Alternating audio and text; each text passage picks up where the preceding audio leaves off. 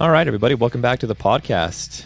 We have a wonderful podcast for you guys today. So if you're a hunter of Utah or want to be a hunter in Utah, specifically as it relates to elk hunting, this is the podcast for you. There have been some changes lately to the elk management plan in Utah.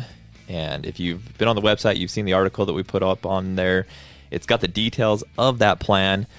But today I wanted to bring on Dax Mangus. He's the big game coordinator here in the state of Utah, and he played a big role in this new elk management plan. And so I wanted to get him on here, talk to him a little bit about this new plan, have him kind of explain it to us, and then also ask him some questions as it relates to the plan and how it impacts us. So whether you have a lot of points or just a few points in the state of Utah for elk, this plan impacts you. There's a lot of new opportunities, different opportunities. And so, like I said, if you've been putting in or want to put in for Utah elk, this is a podcast that you will want to listen to because this will impact you directly. So before we get going, want to shout out to Vortex Optics, Onyx Maps, Grim Reaper Broadheads, all the people that help support us here at eHunter. We're so grateful for them. Their partnership with us. They're great people. Check them out on their websites. If you have any questions about them, you can reach out to us, to either myself or Seth. We can usually answer most questions related to those products, and we'll be happy to answer any questions that you all have. So without further ado, let's get Dax on the podcast, and let's ask him some questions about Utah elk hunting. Cool. So, hey, man, well, I appreciate you jumping on with me to talk a little bit about this. We've had so many questions about this new management plan, and we put an article up on our website about it, and people, go to the article, but then there's always more questions that come, and we quoted you on that article, and I was like, man, who better to have than Dax on this podcast? So I really appreciate you taking the time to chat with me today. No, you bet. No, there's a lot of changes. So, and we want folks to understand them and know what it might mean for them and be able to use that to plan their hunts and, get the elk hunting experiences they want to have. Well, that's the thing is a lot of people we're coming into the application season when everybody's going to start putting their applications in. And I love the new way that Utah's doing it, by the way. But, everybody's been asking, oh, so where should I put in for? Or what hunt should I put in for? There's all these different hunts now. What should I do? And, we try to help them the best we can, but like you said, it's so new and it's so different that, we're just like, man, we don't know what to tell people to do. And I don't know what to do myself. Just so you're aware, I've got, 21 or 22 elk points here in Utah. Oh, wow. And trying to decide what to do. So I'm just, that's really all I wanted to talk to you about today is me. And you just tell me what to do. No, I'm just kidding. But just trying to help people out and exactly. Know what to do, know what to plan. And so, if you wouldn't mind, kind of what I love to do. So like I said, we have an article up on our website. If people want the nitty gritty details, they can go to that. But would you mind just really quickly kind of talking about some of the bigger changes that have happened and what those are so people kind of have an idea of what we're talking about? Yeah. Are you more interested in, do you feel like your audience is more interested in like the limited entry stuff? Because we made some big changes in general season and some big changes in limited entry, or maybe we can talk about both. But if you have time, I'd love to talk about both because we've actually had questions on both of those. Okay. Yeah, so we can talk like the big change with the general season is the stuff we did with any bull, splitting that rifle season for any bull into two seasons, and then the board got rid of the multi-season permit for any bull, which is could be a big change and affect a bunch of people. And then in the limited entry world, I think the biggest change, the one that I think is going to affect people the most, is probably the change in the allocation for like the weapon splits. Mm-hmm. And by putting way more of the tags in the mid-season hunt, adding the mid-season rifle hunt on a bunch of units, and putting more of the tags there, and that's going to be, I think that's the one that's going to make everything a little bit of a wild card for the next year or two. If we're draw odds and trying to predict what you can get, what you can draw with your points and stuff, it's going to be kind of anybody's guess for the next couple of years, and then I think it'll settle out and we'll get it figured out. But that for sure we can do that. So with that mid-season hunt, and I'm glad that you brought that up because I think that's the one that I've had the most questions on because, historically you've had the early rifle, you had archery, early rifle, muzzleloader, and late rifle, and now there's this mid-season rifle hunt introduced where it's you're just slightly after the rut. It kind of seems like. And then by shortening the early rifle, it's 5 days, right? The early rifle will now be Yep. 5 days. Yep. So by shortening that, I feel like, and what I've kind of been asked about and been telling people is, I feel like a lot of people will probably jump from that early rifle to the mid-season rifle. Do you feel like that's kind of what's going to happen? I think the guys who are paying attention will, but I know folks that are maybe in your ballpark that have 20 plus points, mm-hmm.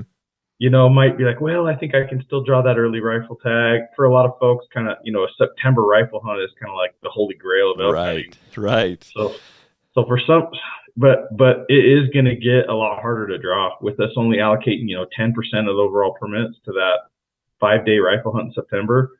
That's a pretty big reduction from what it has been.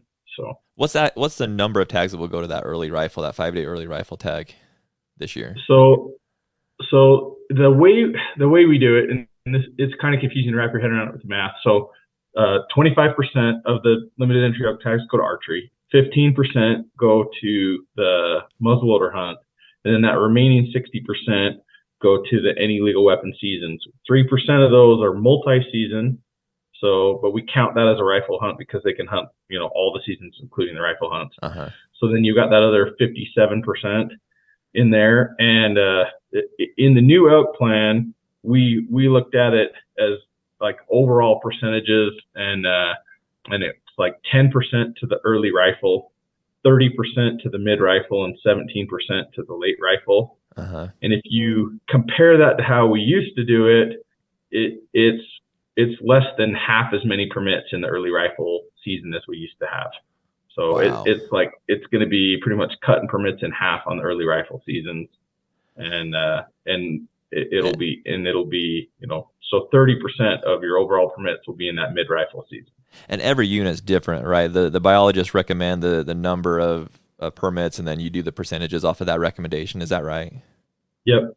So the biologists look at the age in our limited entry elk units. We manage them based on average age of harvested bulls, and so if we're exceeding the age objective, they'll increase permits. If we're below it, we'll cut permits. And then after they recommend like overall numbers of permits, then we break them out as to how many are going to go into which hunt. We did adjust the age objectives on some of our top age objectives as well, which will also, so it will be more overall permits, but then a higher percentage of those will be allocated to that mid-season.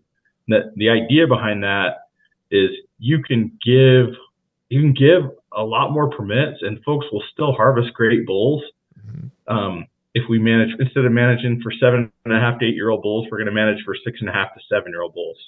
And that's the average harvested age. So it means, half the bulls harvested are probably older than that, and some are a little younger than that.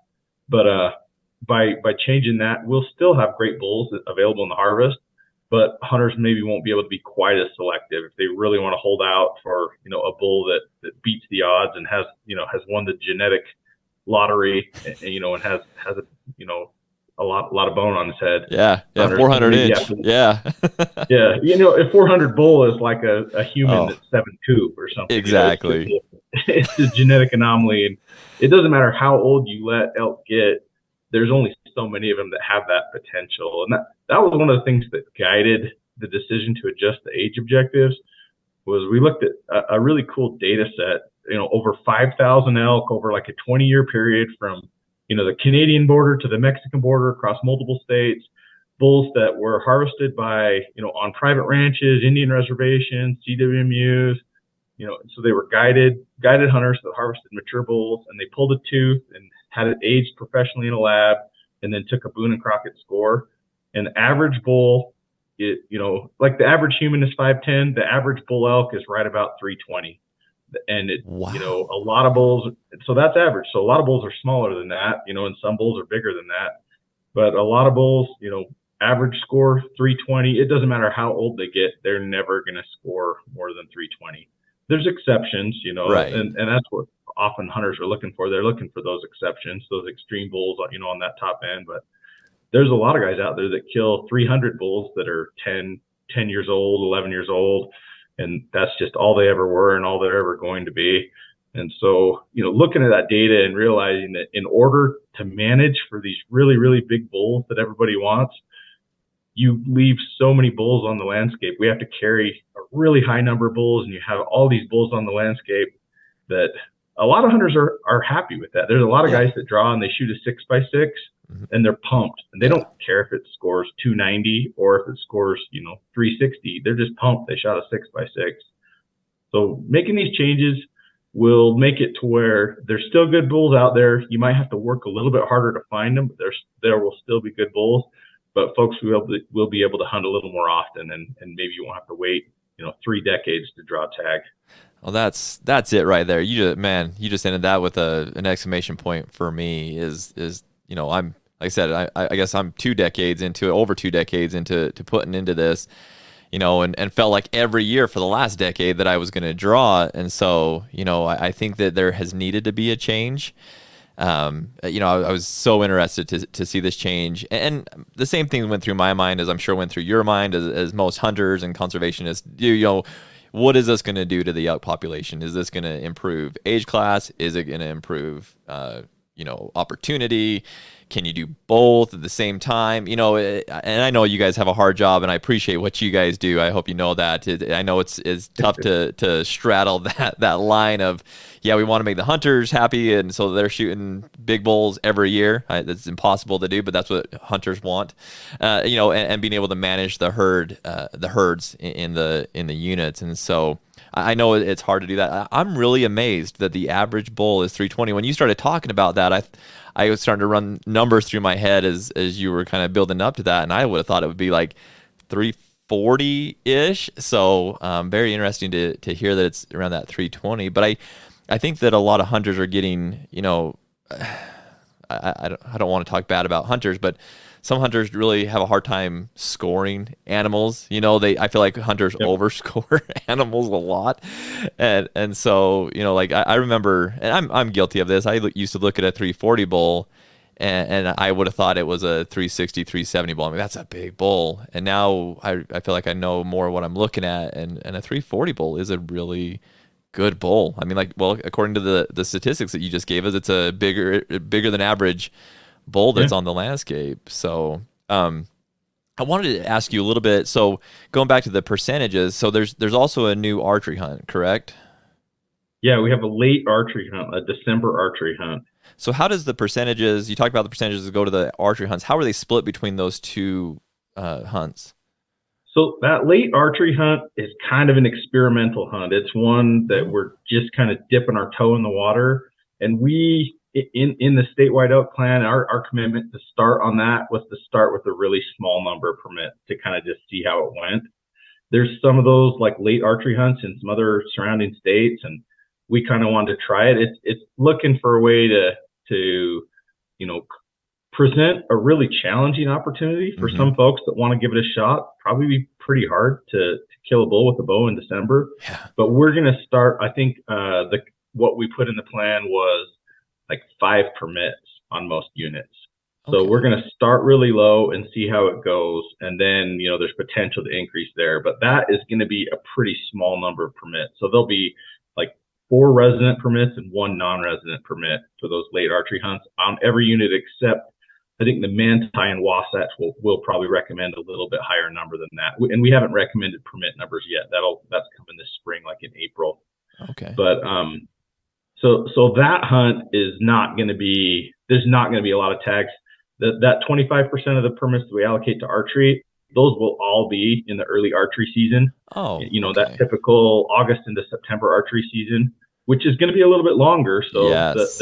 The 4 days that came out of the September rifle season were given to the September, to the end of the archery season. So that the archery hunt gets a little bit better rut dates. And these late archery tags are going to be in addition to what the other weapon splits. They're kind of just extra tags. It's a little bit experimental. Like I said, kind of just testing the waters to see how it goes, how it works, and how it's received. I'm so excited to see the harvest numbers on that late one, because I thought the same thing. I feel like it's going to be a very hard hunting a bull elk in December. It should be. But I think there's a lot of guys that, maybe lower point guys that are thinking, hey, the odds are probably going to be better at drawing that tag because, not as many people. It's not going to be as coveted. So I might be able to have that tag in my pocket in December to be chasing elk in Utah. I mean, it's a cool opportunity that you guys put out there. And I also love that you guys added those dates onto the archery season. From a personal standpoint, I wish it was still on the early rifle. But that's personal bias there. But for every other hunter out there in the world, I think it's a fantastic idea to add that to the archery hunt, because it gets you a little bit more into that rut. And I'll be honest, it's actually kind of pushing me towards thinking about doing, using my points for an archery tag, just because I'd have a longer hunt, plus I'd be more into the rut, which definitely gives you more of an opportunity with a bow. So very cool. It's interesting.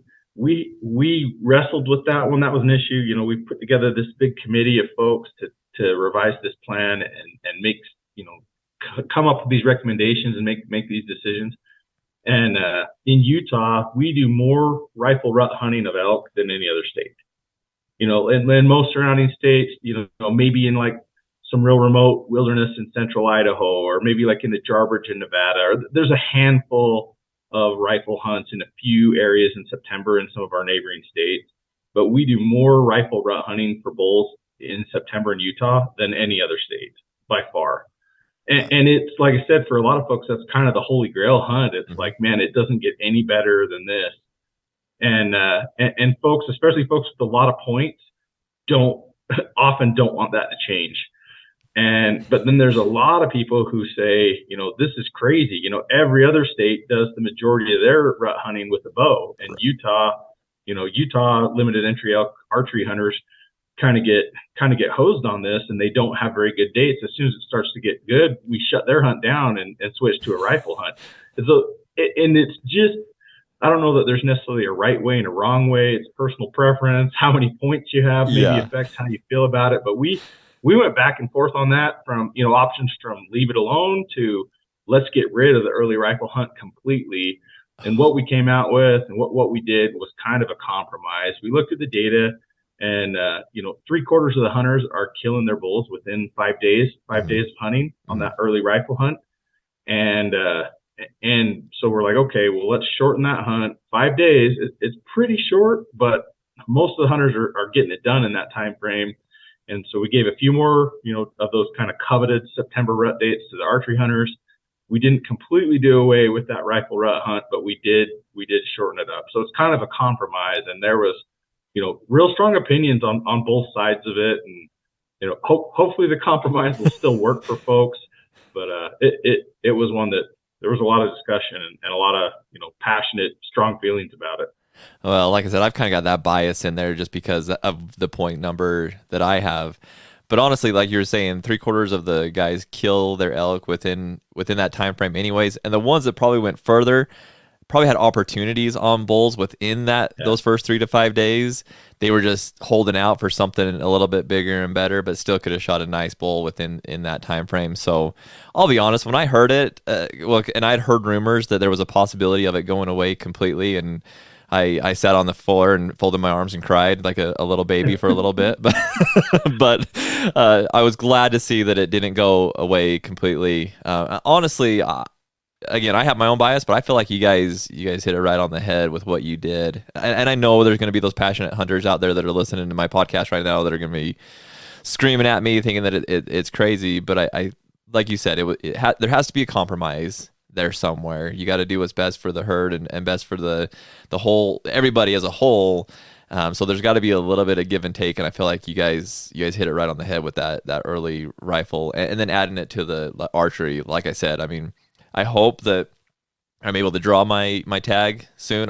Whether I do archery, switch to archery, and go for a really coveted, archery tag in Utah, beaver or something like that, or whether I do rifle and hopefully draw that tag. But I hope at some point in my life I get another chance at a Utah elk, and I would love to be able to hunt it archery and do it during the rut. I think that's awesome. So the majority of the guys that are in that lower point range, 15 or lower, changing that archery hunt, I think, is a huge win for them. I guess I should say if they're bow hunters, it's a huge win.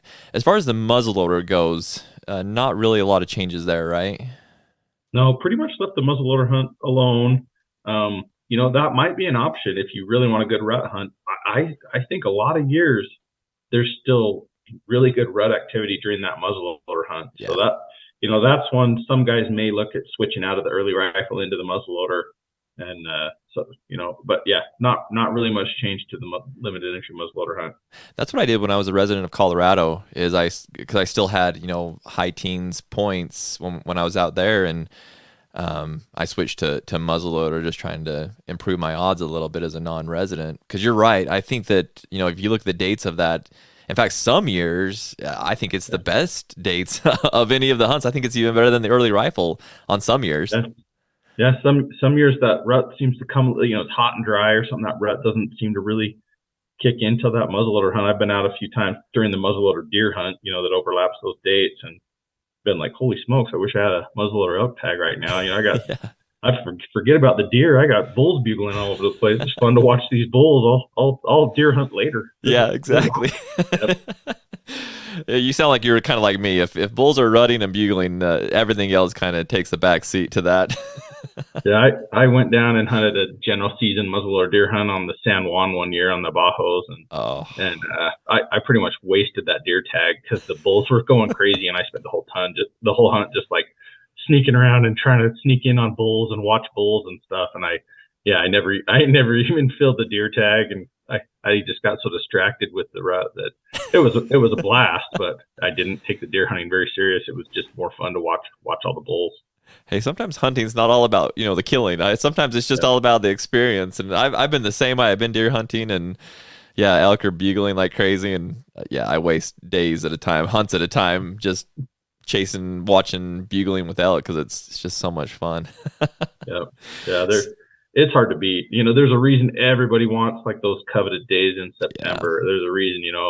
The archery guys want it, the rifle guys want it, the muzzleloader guys want it. Everybody wants it because it's hard to beat that time of year out in the mountains, man. It's hard to beat. It is, and it's so unique in Utah, like you were saying, that it's really the only state, barring a few little one-off situations, but it's really the only state that you can hunt bull elk during the rut with a rifle. I mean, that is so unique and so fun. I've been part of it with a lot of my family. My brother-in-law drew a tag last year, and it was just a blast to be able to. He had a rifle in his hands.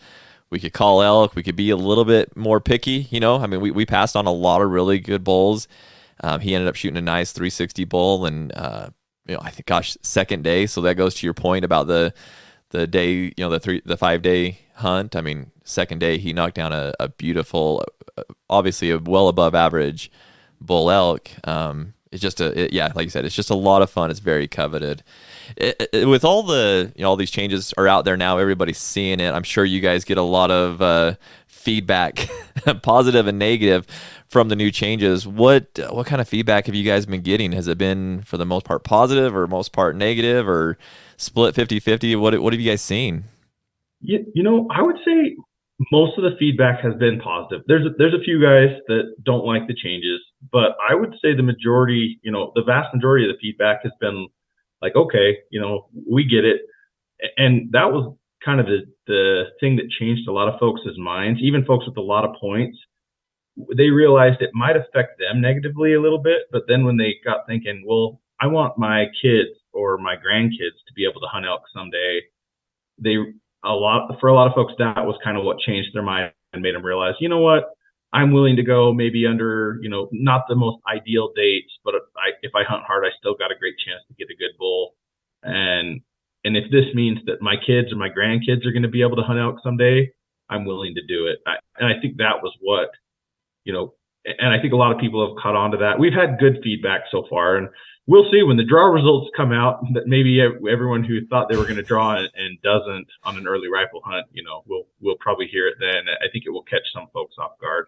Yeah. But generally, feedback's been pretty positive. It's been pretty good. Oh, that makes me happy. And I've talked to a few guys, kind of like we were talking about in the beginning of the show, a few of these guys that I know that's with the department, and it seems like they've kind of heard the same thing. Everybody kind of gets it. I mean, it's hard to make everybody happy. You guys have the hardest job in the world. I don't know how you do it, and I know it can be hard, and I'm sure you guys get a lot of feedback, and a lot of that can be negative. But I think, like I said from the beginning, I feel like you guys did the best you could with what you were working with. I am really excited to see how the chips fall with this whole thing when the draw results come out.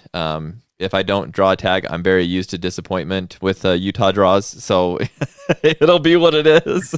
But hopefully this is the year for me, and I can get my tag again. That's very selfish and biased on my part. I do have a few more questions. So we reached out to our listeners and said, I said, hey, I'm doing this podcast with Dax. What kind of questions would you guys want to ask him if you were talking to him? And so if you don't mind, I'd love to ask you a few of these questions. You bet. Yeah. So the biggest question I got, because a lot of our listeners don't live in Utah. Utah is a state that they always wanted to hunt, and there's opportunities in Colorado and a few of these other places. I shouldn't say there's not opportunities here. There are opportunities here in Utah, but there may be other opportunities, other places. And so they wanted to know, like, how does this really impact non-residents, both for the general elk hunts and the limited entry elk hunts? Like, is it going to be any different for them? Is it going to make it easier for them to get a tag? Is it going to make it harder for them to get a tag? I mean, what does that look like for them as non-residents? So a lot of what we did was to find ways where we could give more elk permits, more opportunities to go hunt limited entry elk. So in the limited entry realm, a rising tide lifts all boats. We limit non-residents to 10% of the tags, but that means, if when all is said and done and all the different strategies in this plan are implemented, if we're given 1,000 more limited entry elk tags than we used to give, that's 100 more tags going to non-residents. So, it will, on some hunts that had small numbers of permits, if it was a really small number of permits on an early rifle hunt, that might affect them negatively. But overall, there'll be, if we have more permits, there'll be more non-resident opportunities. So in the limited entry world, one of the nice things with the changing of our timeline for applications this year, hunters, they won't know the final numbers yet. The wildlife board sets the final numbers, and they can change, but they'll be able to see a draft version, what we're proposing for permit numbers. And we'll even have, the first few rack meetings under our belt before the application period closes. And so I would encourage folks, hold off, wait, and get on there and look at least at the proposed permit numbers. And no, the wildlife board might tweak a permit number here or there, but generally, it ends up being pretty close to what we proposed most of the time. Not always, can't guarantee, but especially this year, it will be a really good idea to look at the proposed permit numbers before you lock in your choices in your application. And I think that'll help people to realize where the permits are going to be. And some non-residents might want to jump to the mid-season hunt if they see that there's going to be, 3 or 4 non-resident permits in a mid-season hunt and only 1 in an early season hunt or something like that. That could be, maybe it's time to give it a shot and try to hunt bulls, post-rut a little bit. Mm-hmm. So in the general season realm, the big changes for non-residents and residents both is just going to be what we did with the any bull hunts. The spike hunts are staying pretty much the same as what we've had in the past. There's a quota of 15,000 spike tags, and when those go on sale, there isn't a cap associated with those. So just whoever buys them gets them, whether it's non-residents or residents. And on the any bull, instead of 1 13-day rifle season, there'll be 2 7-day rifle seasons.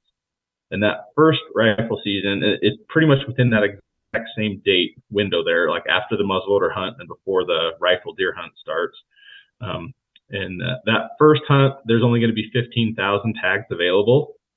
And so I would guess that those will sell out super quick. Mm-hmm. And then during that second hunt, it's unlimited, but it'll be tougher because those bulls will have had a week of pretty intense rifle pressure on them. And usually our GPS collar data shows this, usually after just even the first few days of that any bull rifle hunt, a lot of those elk have moved to places where, they're up in a wilderness, they're down in some nasty dark timber canyon, or they move onto private land or tribal grounds.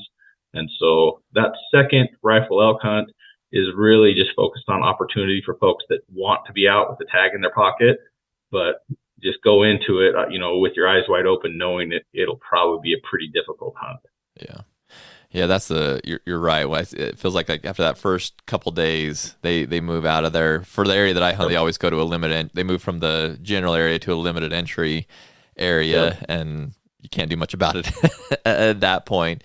But I think that's great, because when people think of opportunity, a lot of people will think of Colorado and the opportunity, but a lot of people don't understand there is still a lot of opportunity within Utah, like you said, with spike elk hunts, with general hunts, because that's open to anybody and everybody, and kind of first come, first serve.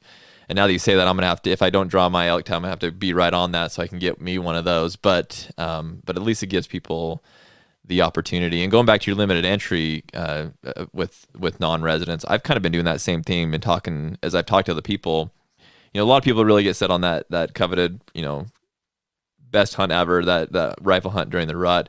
But for most everybody else, I've been trying to say, hey, that now there's just more opportunity, and you're not too far from what that coveted hunt was. I try to tell people, if you are, if you do have archery equipment and are an archery hunter, that really might be the best way to go for most people, because you get a hunt right there in the rut.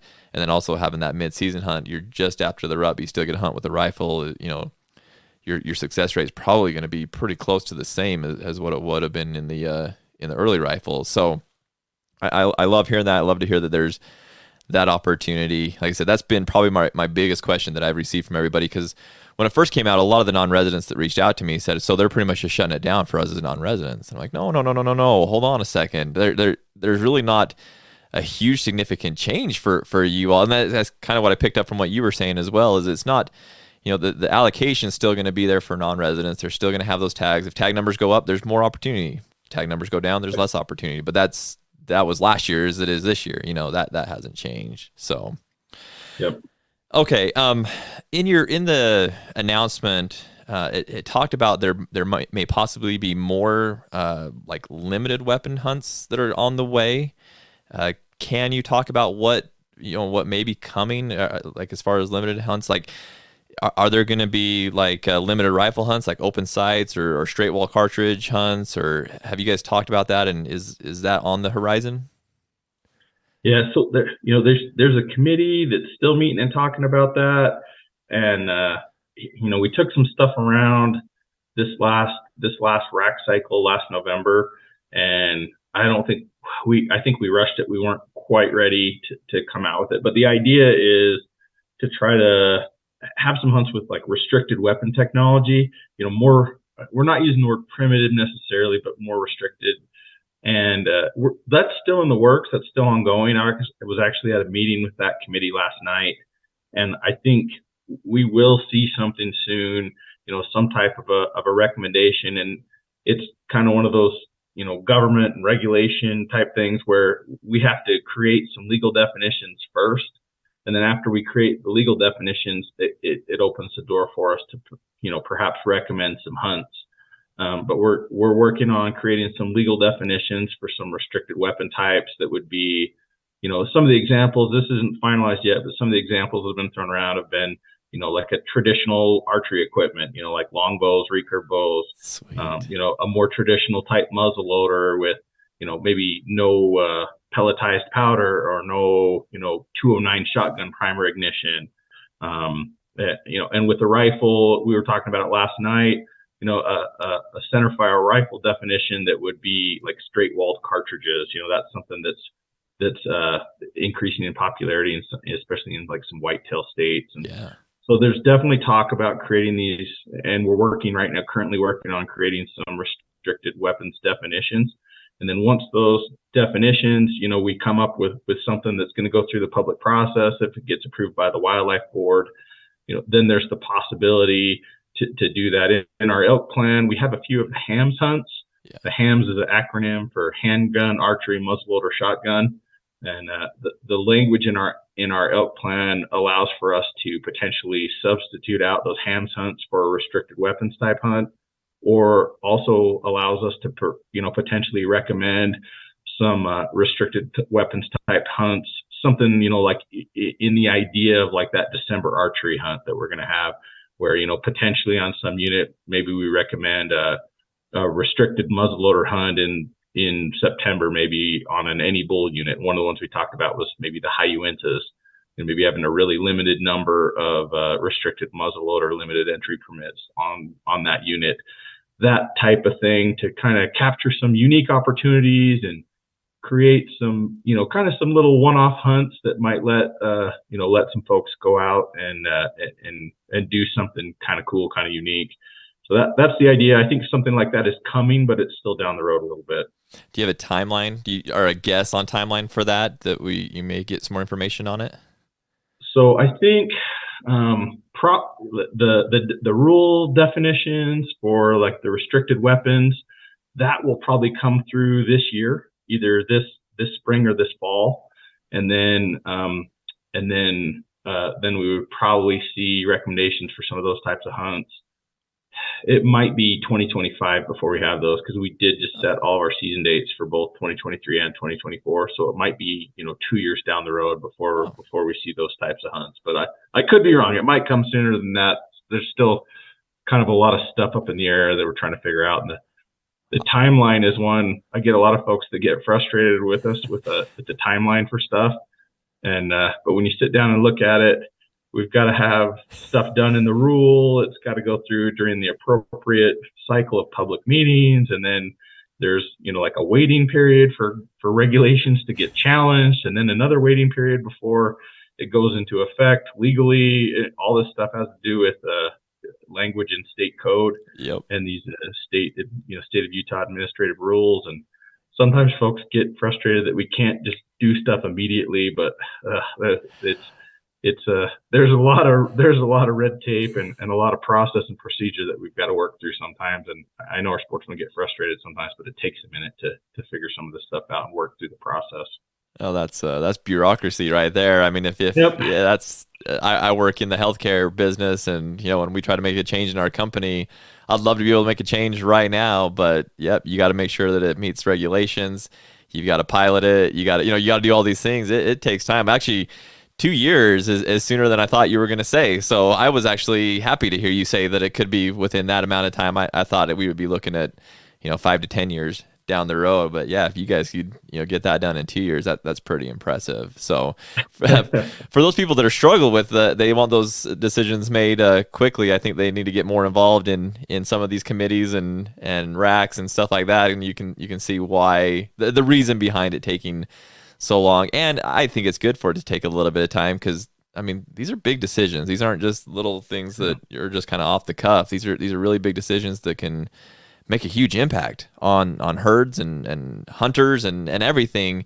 And so they really got to, you really got to cross every T, dot every I, poke every hole that you can in it to make sure that it's going to be a good plan before you put it out there. Otherwise you're going to run into some troubles. So my next question for you is probably my second highest question that I got when we were talking about this. And that is, and we've kind of touched on it here. I shouldn't say we've touched on it, but I think if you've listened to this podcast that you and I have been talking, people will probably know the answer to this already. But as far as point creep goes, do you see an overall improvement with point creep, or do you feel like it's going to stay the same and this will keep it from getting worse and worse? I mean, what's your overall thoughts and feelings on that?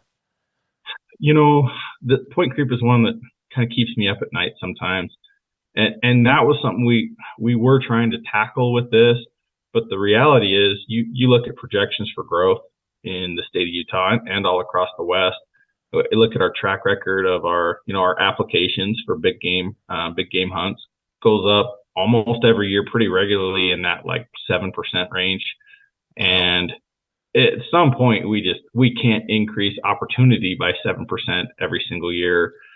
Some years we have to cut tags if that's the right thing to do. If that's what the data is telling us, then we have to cut tags. And so unfortunately, I think point creep is probably here to stay. I don't know that it's going to go away. I'm hoping that some of the things we're implementing can slow it down. And I'm hoping that folks that are willing to accept more challenge, maybe hunt with a more difficult weapon type or hunt during a less than ideal time of year, can get around that point creep. For folks who, have their heart set on an early rifle limited entry elk hunt, the point creep might actually get worse based on what we're doing in this plan. So it's a mixed bag. I don't think we'll ever completely get rid of point creep as long as we have, this same kind of population growth and the same interest in hunting.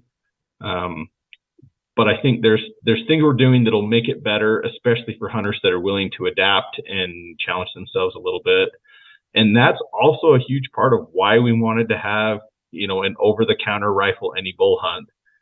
Even though we know it will be really hard, if I don't get any tags anywhere else, I know I can at least get, in Utah, an over-the-counter archery elk tag, or now an over-the-counter elk tag. And that was something that we wanted to have for families, for people who, even if the success rate is really low hunting, you're telling me there's a chance. The success rate might be single digits, but that's better than if I'm sitting home on the couch and don't have any tags at all. Yeah. And so, we're trying to cover our bases and have something there for everyone. And the reality is there's just not enough of the resource to go around to completely get rid of point creep. Yeah. You pulled out a Dumb and Dumber quote there. That was pretty impressive, dude. You recognized it. Okay. That was awesome. So you're telling me there's a chance. No, I think you're right though. Cause as hunters, sometimes just having that tag in our pocket, that's almost, in fact, I was listening, who was I listening to the other day? They were talking about the kill. And they said the kill isn't actually killing the animal. The kill is actually getting the tag in your pocket. That's when you're successful. So I think that's a big part of it is just making sure that we can go hunting, and that's what's fantastic is that opportunity's out there. So I've had people tell me like, well, just go on a hike if you want, but it's not the same. No, if you have a tag in your pocket, even if it's a super difficult hunt, there's just something kind of magical about that. Just every time you crest a ridge, thinking like, what if there's something over here? It just isn't the same if you're out hiking. Even if it's a super difficult, low success hunt, having a tag in your pocket makes a difference. It just adds kind of that just extra spark to that makes it something cool. And so we want to have that. And I talked about, I think I made the analogy a couple times on the rack tour that this elk plan is kind of like the menu at the Cheesecake Factory. Oh yeah. There's a ton of different ways to hunt elk in Utah. You can do over the counter, archery spike hunts to, put in for a couple decades, or get super lucky and hunt, big bulls with a rifle in September on the Boulder or the San Juan. And there's kind of everything in between. And we want it to be that way. And not every hunt is for every person. There's going to be some hunts out there that if you look at it, you might say like, no way, this hunt sounds horrible to me. I'd never want to do it. And that's okay. The idea is to have, not everything is for everyone, but there is something for everyone. No, that's awesome. Yeah, it just presents opportunity for everybody. Everybody can, whatever your love is, because I'm not a traditional archery guy. So if that ever comes into play, I mean, it's awesome. I think it's so cool that that's even like talked about right now. But there's some guys out there that would love that. They would live to be able to go out there with their recurve and go hunt elk with it. I think that would be cool for them. Not my bag, but hey, we all have our own loves. We all have our own wants, and that's what I think this elk plan does. Is it creates some variety, or it creates more variety and more opportunity for everyone. Dax, before I let you go, I did want to ask one more question. This has nothing to do with really the elk plan, but maybe since I have you and you're the big game coordinator, I wanted to ask you just a quick question about some other changes in Utah that have been kind of rumored out there, which is scopes on muzzleloaders, turret scopes on rifles, rangefinders on bows, stuff like that. Is there any updates to any of those things that you've heard lately? Yeah, I was at a meeting last night of that emerging technology committee. We're still in the process of formulating a recommendation that'll go out. And those are all items that are, in the discussion in the mix. But there's nothing concrete yet, and when something does come out, if it's going to be restricting a weapon, that information would be out there, and that would be done before folks put in for hunts. So it's not like if someone puts in this year and then something changes, it's not like, you'd put in for a muzzleloader hunt expecting to be able to use a magnifying scope and then it changed and we change it halfway through, after you've already applied. Like that won't happen. So if any of those changes do go through, it wouldn't affect the 2023 hunting season. But those things are being discussed. If folks are passionate about that or have strong opinions about that, reach out to your, call your local DWR office, talk to the wildlife manager, or talk to your, the members of the wildlife board or the RACs, because those issues are going to come up. Some of them I think might be no-brainers if they say, hey, we're going to regulate, artificial intelligence systems to help locate animals through glassing. Most folks might say, okay, I can live with that. But if we say, we're going to ban two-way radios, or we're going to, get rid of scopes on muzzleloaders, that might be more mixed. I think there might be some folks that are passionate on both ends of that spectrum. So I don't have a forecast of what's coming down the road, other than we are talking about those things, and there probably will be recommendations with regard to those coming out within the next year. Okay. Well, hopefully when they do, maybe you and I can touch base again, and we can, if they're kind of like how we did with this, kind of wait to see once it's announced, and maybe we can jump on and talk a little bit about it and get more information out to people so that they kind of understand the ins and outs of everything if and when that happens. Yeah, sounds good. Cool, Dax. Well, thank you so much, man. I really appreciate you taking the time. I know that you've got a busy schedule, and it's a Friday, and I'm sure that makes it even busier, but I appreciate you taking the time to talk with me. I know my listeners really appreciate you being willing to do this. A lot of my listeners are from Utah, and most put in for Utah, so this has been a hot topic, something that everybody's been asking us to do a podcast on, so just thank you so much for being willing to do this with me. Oh, you bet, Taryn, and good luck to you in the draw. Hope you can burn those 20 plus out points and have a great hunt. Awesome. Thanks, man. Well, I'll let you go, and we'll talk soon, all right? All right, take care. Thanks. All right, you Bye. too. See ya. Bye. All right, guys, thanks for listening to the podcast. Sure appreciate Dax jumping on with me today. What a great guy, huh? Man, that was a lot of great information. Hopefully you guys were able to get into that, listen to it, and be able to, hopefully it was able to answer a lot of questions for you guys.